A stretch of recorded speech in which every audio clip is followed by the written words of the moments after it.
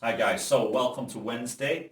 We've got another workout for you, another named workout for you. So today we're going to do, very simply, the 5-minute snatch tests. Okay, so for those of you who don't know, there are many kettlebell snatch tests. This is one of them.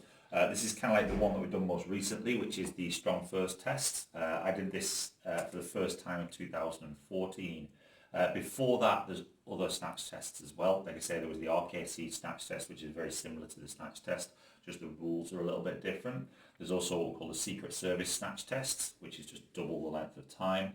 There's also the 60 rep snatch tests, which means that you're not allowed to pull it. Anyway, we can go into all those another day. But we're going to focus on the Strong First test today.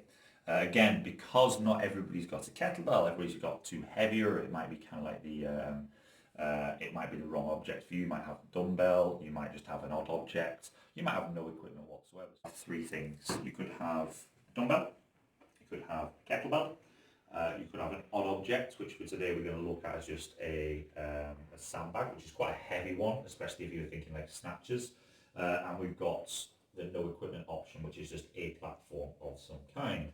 Remember, what we're looking at here is power endurance. Okay, so if we're doing snatches with a dumbbell, very simple. The standard that we're going to look for is that both heads of the dumbbell touch the floor at the bottom and it's locked out overhead. We're not looking for any specific kind of like standards in like CrossFit games where we want to see alternating every single repetition. To be honest, again, you'll know, remember when Dave Castro first posted 17.1, which was the dumbbell snatches and box over jumps. He posted a gargoyle. Yeah, again, it's very difficult with a dumbbell to maintain a neutral spine. And again, it's like you're going to tend to find that for most people there is a certain amount of thoracic rounding there. Is it going to be dangerous? Maybe not. Is it going to be a poor efficient locomotor of force? Probably. So we really, when we're trying to think about a leg orientated movement, want to try and keep the spine as straight as possible.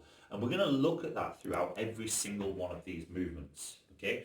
Again, is what we want to try and do is for that 5 minutes, you're going to try and maintain some level of virtuosity towards your movements. So try and remove the concept of reps and try and beat your partners about this workout. Try and think about just maintaining good form all the way through for as long as you can. Efficiency and efficiency to be able to, like I say, is a rounded spine is not going to transmit force very well. A straight spine is. Okay, so think about the long term rather than just one workout. So we're going to have that dumbbell. We're going to see both heads of the dumbbell on the floor, and we're going to lift it. Woo! We're going to lift it all the way overhead. Yeah. If we want to swap at the bottom, we can swap at the bottom. If we want to swap on the way down, we can swap on the way down. If we want to keep one hand on the dumbbell, do a number of repetitions on one arm, and then do a number of repetitions on the other, completely fine. Kettlebell snatch. Again, we're not looking from the ground. If you don't know how to do a swing style snatch, like I say, is stick with it from the floor, so grip and rip method, where we're pulling that kettlebell nice and close, more like Olympic lifting, and then punching up towards the ceiling. Absolutely nothing wrong with that. Or we can do swing style method. The standard that we're going to look for is that the kettlebell passes behind the heels, and overhead. We're going to see a fully locked out position. As Dan John says, we don't like Nazis. We don't want to see you locking out here. This is not a locked out rep. So like I say, if we've got a nice light 16 kilo kettlebell, we can potentially lock out bad reps all day long. We want to see that we're locking out overhead every single repetition, behind and overhead. Again, you can swap over hands, put the kettlebell down as much as you want to throughout it.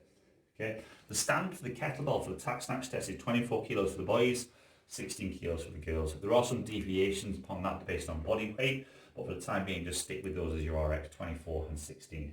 Now, if you've got an odd object, let's say for example, it's a fairly light object. We could do ground to overhead. Again, we're going to be looking at a two-handed ground to overhead. Again, we're going to be looking at that odd object lifting of trying to keep your spine as straight as we can.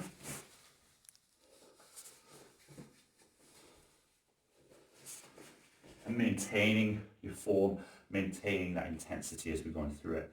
Let's say you've got a really heavy sandbag, what could you do instead? Maybe just ground to shoulder. We're looking at an explosive hip movement.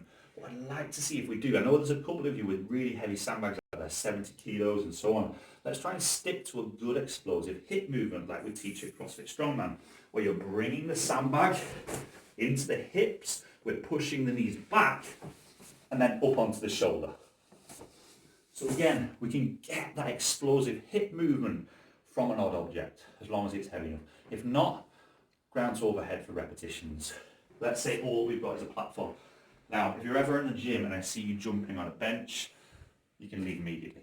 But, like I say, we're just going to demonstrate. Again, when we see CrossFitters, we tend to see kind of things like bounding box jumps. We're not looking at that. We're going to put a very simple standard if you're going to do box jumps. And that is we want to see you open the hips at the top and we want to see you step back down. Yeah, so no bounding to try and increase the reps. We want to see good form and that everybody can have the same standard. It means that, like I say, you can only do it by kind of like your own power endurance. So we want to see nice soft landing at the top, step back down. Yeah, so no bounding to try and increase your work capacity through kind of like more efficient methods. If you struggle, if all you've got is a platform, but you're not confident with box jumps, you're not confident that it's going to be nice and stable when you land on it, step ups is completely fine. So it's going to be a 5-minute step up test. For those of you who have done the prisoner step up test, it's 15 minutes. Okay, so when we're looking at this, we want it to go a heavier and harder pace than we would do if we were doing that 15-minute prisoner step up test. You don't have to put your hands on your head either.